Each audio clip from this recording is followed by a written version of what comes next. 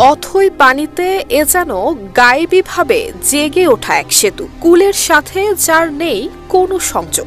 দেখে মনে প্রশ্ন জাগতে পারে, মাঝ নদীতে কেন এই সেতু? নদীর স্রোত একে একে সড়ক, বাড়িঘর সব গিলে খেলেও রেখে গেছে এই সেতুটিকে। তবে তা যেন ধরাছোঁয়ার সাধ্য নেই কারো। একসময় দুটি গ্রামের সংযোগ পথ থাকলেও আজ ভাঙন কবলিত মানুষের দীর্ঘ নিঃশ্বাস হয়ে মেঘনা নদীর বুকে দাঁড়িয়ে আছে সেতুটি। হয়ে আছে নদীর গ্রাসে অগণিত ঘরবাড়ি হারানোর নির্মম সাক্ষী। নোয়াখালীর দ্বীপ উপজেলা হাতিয়ার চানন্দি ইউনিয়নের ২ নং ওয়ার্ডের এই সেতুটি দিয়ে একসময় কালাদুর থেকে ভূমিহীন বাজারে যেতেন স্থানীয় মানুষ। সেতুটি দাঁড়িয়ে আছে নদী ভাঙনের করুণ স্মৃতির প্রতিচ্ছবি হয়ে। প্রশাসন দ্রুত ব্যবস্থা না নিলে এলাকার বড় একটি অংশ মেঘনা গর্ভে বিলীন হতে পারে এমন আশঙ্কায় দিন পার করছেন স্থানীয়রা।